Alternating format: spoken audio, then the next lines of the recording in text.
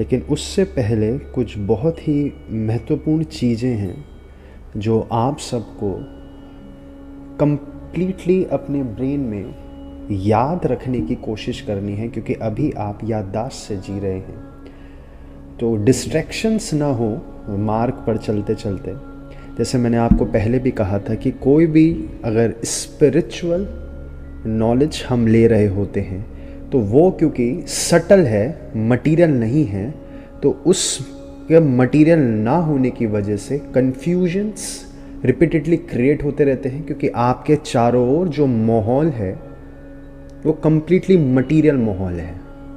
तो क्यों ये मैं कहना चाह रहा हूँ कि आपको कभी भी भटकन ना हो इस स्पिरिचुअल नेचर की नॉलेज में। मटीरियल होता तो आपको भटकन नहीं होती, जैसे ट्रेन नहीं भटक सकते अपने पाथ से। तो कुछ वाक्य, कुछ सेंटेंसेस, कुछ सूत्र समझें जिन्हें आपको रिमेंबर, याद रखना है, जपते रहना है इन चीज़ों को, आपको कन्फ्यूजन ना हो। क्योंकि अभी अगर आपसे पूछा जाएगा, या आप में से कुछ लोग नए भी हैं, आपसे पूछा जाएगा कि लिबरेशन कैसे होगी या फिर लाइफ का पर्पस क्या है, तो हुआ क्या है आज तक कि आप सबको ये लगता है कि लाइफ का पर्पस ऐसे स्पष्टता से तो किसी को भी नहीं पता होता, और इन चीज़ों के एकदम स्पष्ट जवाब नहीं हो पाएंगे। लेकिन बहुत ही क्लियर कट पाथ है, बहुत ही स्पष्ट पाथ है, कन्फ्यूजन्स ना रहे ज़्यादा। इस वजह से मैं फिर से ये सारी चीज़ें दोहरा दूँ।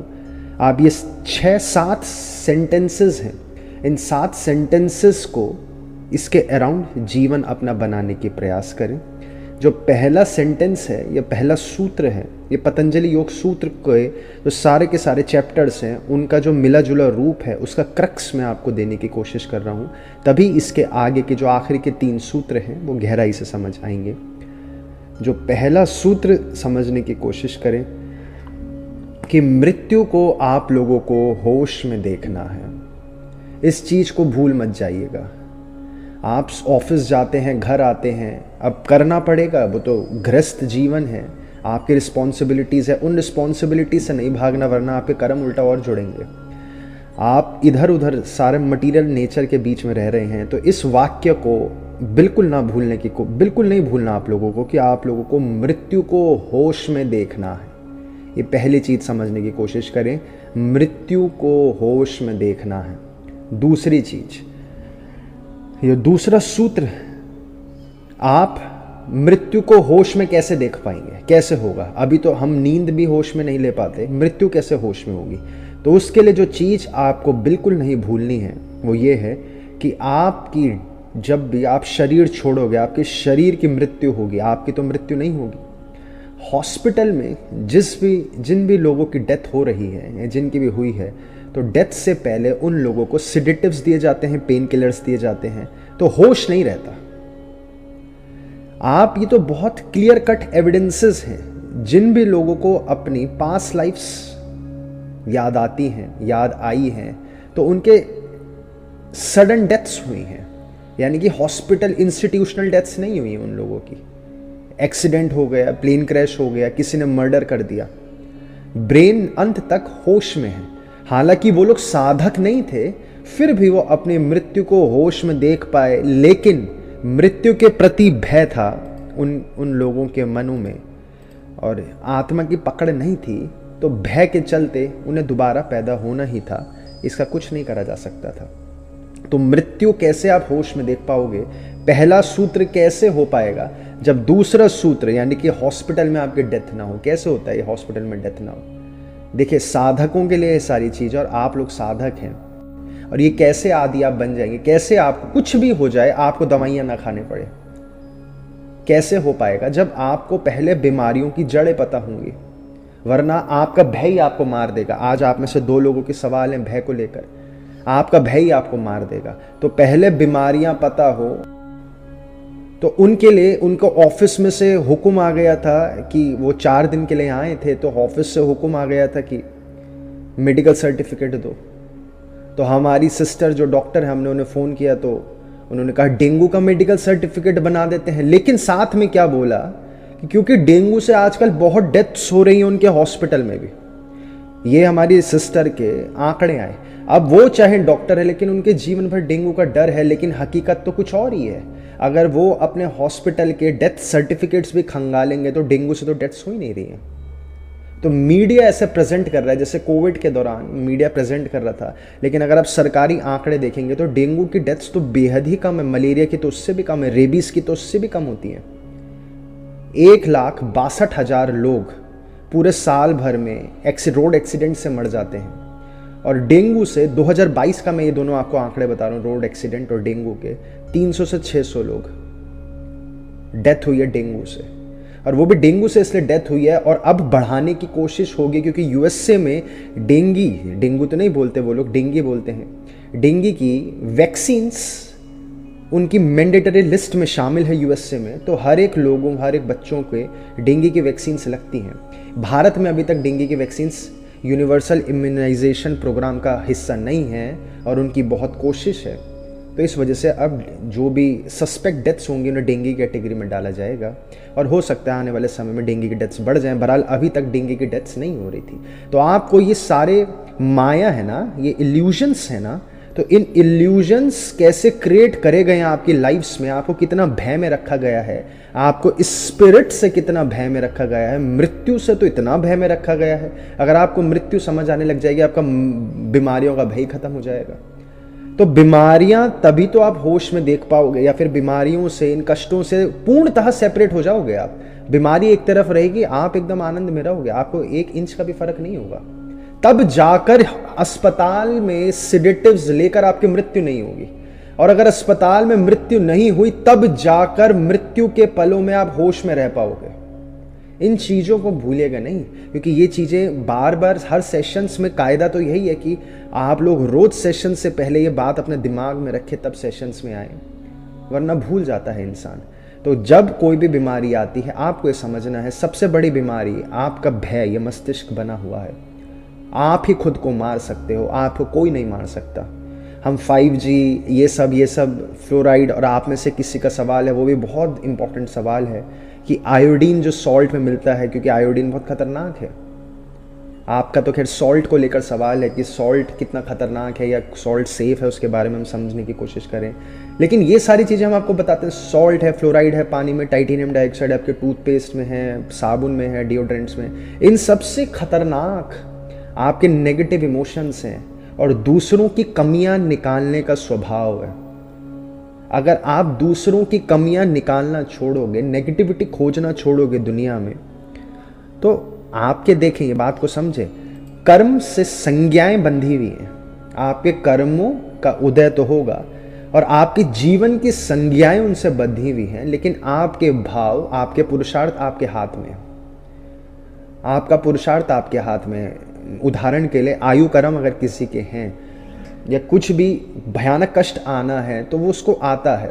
कोई बच्चा पैदाइशी पैर नहीं है, किसी के पैदाइशी आइज वीक हैं, तो वो उससे आपके लिबरेशन में कोई बाधा नहीं होगा और ना ही वो कोई बाधा है। अब आपके पुरुषार्थ के ऊपर है, आप उसे नकारात्मकता निकाल रहे हैं, सकारात्मकता निकाल रहे हैं। तो जब जब आप नकारात्मकता निकालेंगे, आप ऐसे समझो नरक की तरफ जा रहे हो, नरक की तरफ जा रहे हो, और जब जब आप सकारात्मकता निकालोगे तब स्वर्ग की तरफ जा रहे हो। तो संज्ञाएं होने दो, जो हो रहा है आपको जो लगता है करते रहो। चाहे आपको लगता है पैरासीटामोल खानी, खा लो, कोई दिक्कत नहीं है, मतलब स्वाभाविक है, बहुत दिक्कत है, कोई बात नहीं, लेकिन नकारात्मकता मत खोजो। शरीर तो वैसे भी खत्म ही होना है, शरीर को कितना ही बचा लोगे, एसिड रेन से बचा लोगे तो घर के अंदर 5G रेडिएशन से नहीं बचा पाओगे। शरीर को तो जो आयु कर्म है, जो कलयुग के नियम है, वो तो है, क्योंकि ये तो हम कुछ ही चीजें आपको बताई हैं, इतनी सारी चीजें हैं, क्या क्या बताया जाए, है ना, कि पानी है और बहुत सारी चीजें हैं। आप जो गाय का दूध भी पी रहे हो, गाय के अंदर भी ऑक्सीटोसिन और बहुत सारे स्टेरॉइड्स इंजेक्ट किए जाते हैं, हर एक चीज में किए जाते हैं। आप चप्पल पर चलते हो, चप्पल पर थोड़ी चलना होता है। आपकी बॉडी में non stop static electricity develop होती रहती है, चार्ज डेवलप, बेडशीट्स पर सोते हो, तो अब कितना बचोगे, कपड़े नहीं पहनने होते हैं, है ना। तो ये शरीर की तो बाधाएं हैं, ये सारी बाधाएं हैं। इसी वजह से हर रिलीजन में लिखा है कलयुग में उम्र घट जाएगी, और फैक्ट एग्जैक्टली वही हो रहा है, घटती जा रही है उम्र। डार्विन के हिसाब से बढ़ रही है, लेकिन हकीकत में नहीं बढ़ रही है उम्र, है ना। आप विलेजेस में देखेंगे बहुत ज़्यादा है, जितना ज़्यादा शहर में है उतनी कम उम्र है, उतनी कम उम्र होती जा रही है। आज आप आंखों के अब देखें ना, विज्ञान कितना स्पष्ट झूठ बोलता है, लेकिन लोग क्योंकि मूवीज, ड्रग्स, अल्कोहल और इन सारी चीज़ों में व्यस्त है, माया में व्यस्त है, तो उन्हें नहीं दिख रहा कि डिसीजेस बढ़े हैं तो उम्र कहाँ से बढ़ जाएगी। डिसीजेस तो बहुत बढ़ गए हैं छोटे छोटे बच्चों की। हम यूएसए के आंकड़ा देखते थे कि 75 की एज तक 50% यूएसए के लोगों को कैटरेक्ट हो जाता है, मोतियाबिंद हो जाता है। ये तो हमारे लिए बहुत शॉकिंग हो गया था, 50% को। तो डिसीजेस बढ़ रहे हैं, लेकिन आपको ये सारे माया के तर्क पता हो, इस तरीके से आप बढ़ सकते हो। क्योंकि हमें ये सारी बातें इसलिए बताना पड़ता है क्योंकि हर कोई एक ब्रेन वॉशिंग का सर्टिफिकेट अपने साथ लेकर बैठा है, जिसे बोलते हैं यूनिवर्सिटी की डिग्री। अगर आप लोगों के पास यूनिवर्सिटी की डिग्री नहीं होती तब हम नहीं बताते आपको, फिर आप पहले ही फ्री थे इन सारी इल्यूजन से कि अरे तो आइंस्टाइन तो होशियार है, आइंस्टाइन को डेकोरेट करके प्रेजेंट नहीं करा गया दुनिया के आगे, ये तो होशियार है, ये सबको लगता है। तो हमारी फिर ये रिस्पॉन्सिबिलिटी बनती है आपको पूरे जड़ से समझाना, क्योंकि आप ये ब्रेन वॉशिंग का सर्टिफिकेट, आपको ग्रेजुएशन, ये ब्रेन वॉशिंग सर्टिफिकेट्स है।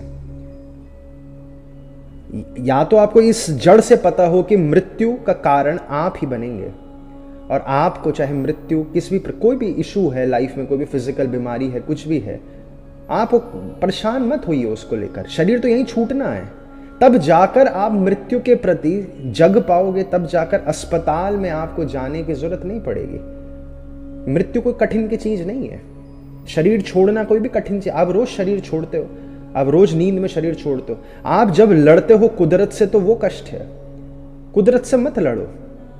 आप कुदरत के पुत्र हो, आपका शरीर ये आपकी पर्सनल कुदरत, आपका शरीर है, ये आपकी पर्सनल प्रकृति है। जो पुरुष को प्रकृति से सेपरेट करना है तो आपकी पर्सनल प्रकृति क्या है? आपका शरीर। वही प्रकृति के नियम उस पर लागू होते हैं जो जमीन पर लागू होते हैं।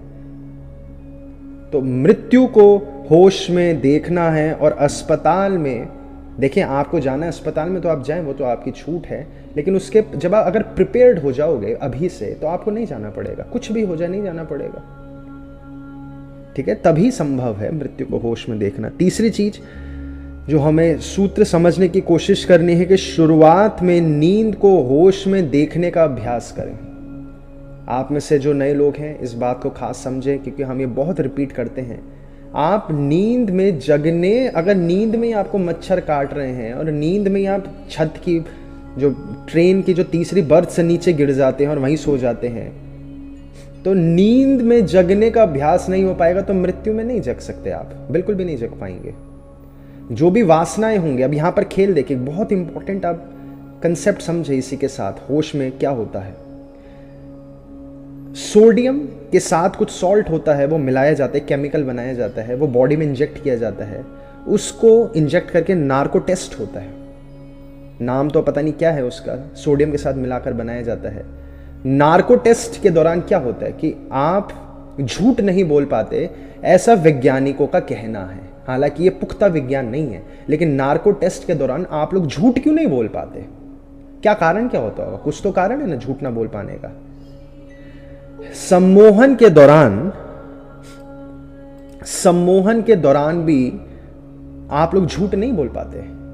अभ्यास करने के बाद सम्मोहन के दौरान आप झूठ बोल पाओगे, अभ्यास करने के बाद नार्को टेस्ट के दौरान आप झूठ बोल पाओगे। लेकिन क्या कारण है नार्को टेस्ट में इंसान झूठ नहीं बोल पाता? इसी चीज को समझने की कोशिश करें। आप अपने से कभी झूठ बोल ही नहीं सकते, आपकी पकड़ छूटने लगती है इन टेस्ट्स के दौरान। हकीकत में चल क्या रहा है? अच्छा, वैज्ञानिकों की ईसीजी और ईईजी के हिसाब से नार्को टेस्ट के दौरान आपकी ब्रेन एक्टिविटी रिलैक्स हो जाती है, जो कि एग्जैक्ट मेडिटेशंस में होती है। शरीर छूटने के बाद तो आप बिल्कुल झूठ नहीं बोल सकते। ये वाक्य आपने बहुत बार सुना है कि आप दुनिया से तो झूठ बोल लोगे, ये वाक्य आपने बहुत बार सुना होगा, आप दुनिया से झूठ बोल लोगे, लेकिन आपके भीतर जो परमात्मा बैठा है उससे झूठ नहीं बोल सकते। क्यों बोला जा रहा है वाक्य? झूठ नहीं बोला जा सकता। बहुत अभ्यास के दौरान, बहुत अभ्यास कर करके नार्को टेस्ट के ड्रग्स के डोजेस के साथ आप झूठ बोल सकते हो, लेकिन अगर उसकी डोजेस फिर बढ़ा दी जाए, फिर आप फिर से झूठ नहीं बोल पाओगे। इस बात को समझे, होता ये बहुत गहरी बात है। हालांकि आपका मस्तिष्क इस प्रकार का हो जाता है नार्को टेस्ट के दौरान कि आप सामने वाले पर ट्रस्ट करने लगते हो, इस वजह से आप झूठ नहीं बोल पाते हो, आप ज्यादा एक्टिंग नहीं कर पाते हो। जो आपका नेचर, जो प्रकृति का स्वरूप है लविंग, लव, वो बाहर आने लगता है। तो यहां से आप समझ पाओगे कि क्यों ध्यान में आपको इंटेंस इमोशंस फील हो पाएंगे और क्यों आपको नींद में इंटेंस इमोशंस फील हो पाते हैं। क्यों बिना नींद के इतना आपको आज तक डर ही नहीं लगा जितना डर आपको नींद में लग गया होगा। क्या कभी लाइफ में इतना डर आपको होश में लगा है जितना नींद में बचपन में आपको भूत देख के लग गया होगा। नार्को टेस्ट की स्थितियां आप समझ पा रहे होंगे और शरीर छूटने के बाद की स्थितियां अब आप समझ पाओगे। बहुत प्रैक्टिकल है, बहुत स्पष्ट है। फिजिक्स तो बहुत कंफ्यूजिंग, हर 5 साल बाद उनके तथ्य बदल जाते हैं, कांस्टेंट सी ऐड कर देते हैं, कभी कांस्टेंट की वैल्यू बदल देते हैं, नाम के लिए कांस्टेंट है वो। ये बहुत स्पष्ट होता जा रहा है। आप पहला जो सूत्र हमने कहा कि मृत्यु को होश में देखना है, बिल्कुल मत भूलिएगा इस चीज को। दूसरा सूत्र हमने कहा कि अगर आप अस्पताल में शरीर छोड़ा तो आप होश में मृत्यु को नहीं देख पाओगे। उसके लिए अभ्यास कैसे करना है, आपको हर चीज के बारे में पता होना चाहिए, या तो आपको हर बीमारी की जड़ों पर पहुंचना है। अगर आप ब्रेन वॉशिंग का सर्टिफिकेट आप एक किनारे रख दो तो फिर आपको सिर्फ यही चीज समझनी है कि आप ही खुद को मार सकते हो, आपकी आयु कर्म है, चाहे इस तरीके से समझे। अस्पताल में नहीं जाने के लिए अभ्यास करना पड़ता है, हर पेन को सहने का अभ्यास करना पड़ता है, शरीर को तपाना पड़ता है, तब जाकर उन स्थितियों पर आप पहुंच पाओगे कि आप मृत्यु से भयभीत ही नहीं होगे। कोई बोलेगा अरे आप तो 95 क्यों हो गए हो, अब आपके पास तो 6 महीने बचे, जल्दी अस्पताल चले जाओ, आप बोलोगे क्या फर्क पड़ता है। उस स्थितियों पर अभ्यास करके पहुंचा जा सकता है। तीसरी चीज जो हमने कही, शुरुआत में नींद को होश में देखने का अभ्यास करें, तभी इसको आप बढ़ा पाओगे। इन तीनों चीजों को भूलिएगा मत। चौथी चीज जो इसके आगे आपको समझनी है कि वीतरागी बने, वरना वासनाएं और इच्छाएं शरीर छोड़ेंगी, आपकी आत्मा शरीर नहीं छोड़ेगी। हालांकि आत्मा भी शरीर छोड़ेगी, कहने का अर्थ है अगर आप वीतरागी नहीं बने तो जब आपकी मृत्यु होगी तो आपकी आत्मा आत्मा तो शरीर नहीं छोड़ती ना, आत्मा तो शरीर आत्मा छोड़ देता है। आत्मा वरना इल्यूजन, लैंग्वेज का इल्यूजन क्या होगा, आत्मा कोई चीज है, आत्मा को हम छू सकते होंगे तभी तो शरीर छोड़ पा रही है ना। आत्मा नहीं शरीर छोड़ती, वो दृष्टा है। वो अभी होश कम होने की वजह से आप बिना बॉडी के दृष्टा स्टैब्लिश नहीं हो पा रहा अभी आपका। जैसे नींद में थोड़ा सा दृष्टा आपका स्टैब्लिश हो जाता है, लेकिन कुछ अजीब अजीब सा इलॉजिकल बन जाता है, और होश में आओगे तो नींद, उसी को आप एस्ट्रल ट्रैवल कहोगे। अपनी अटेंशंस को जहां चाहे वहां लॉक कर पाओगे और आप उसमें पूर्णतः रह पाओगे और दृष्टा स्टैब्लिश होगा तो शरीर की आवश्यकता नहीं है फिर। जैसे बच्चों को चलने के लिए वो चाहिए होता है ना, जो उसमें बच्चे बैठकर चला, धक्का मार के टायर लगे होते हैं, चलाते हैं उसमें बच्चों को, वॉकर। तो वही आपका शरीर है। अभी आपको होश स्टैब्लिश नहीं हो पा रहा, आत्मा स्टैब्लिश नहीं हो पा रही, तो आत्मा शरीर नहीं छोड़ रही है। वरना इससे लैंग्वेज का खेल है, इल्यूजन्स पैदा हो गए हैं चारों ओर की आत्मा शरीर छोड़ती है। आपकी आत्मा तो आप ध्यान करने बैठे, वरना आप किसी भी साधक की बात समझते हैं या किसी भी रिलीजियस टेक्स्ट को पढ़ते हैं। जैनिज्म ने तो बहुत आत्मा को एक्सप्लेन करने के लिए, मैं नहीं समझता इतनी डिटेलिंग जैनिज्म ने जितनी करी है उतनी और रिलीजन्स ने करी है। किसी रिलीजन में किसी चीज की बहुत डिटेल है, ऊर्जाओं की बहुत डिटेल है, सनातन धर्म में योग में बहुत डिटेल है ऊर्जाओं की डिटेलिंग जैनिज्म में उतनी नहीं है। लेकिन आत्मा क्या चीज है और इंसान की क्या क्षमताएं हो सकती है, उसमें जैनिज्म में बहुत डिटेल है। आप रिलीजियस स्क्रिप्चर्स टेक्स्ट पढ़ोगे तो वहां पर तो स्पष्ट लिखा हुआ है कि आपके पूरे शरीर में आत्मा फैली हुई है, यानी कि दृष्टा फैला हुआ है।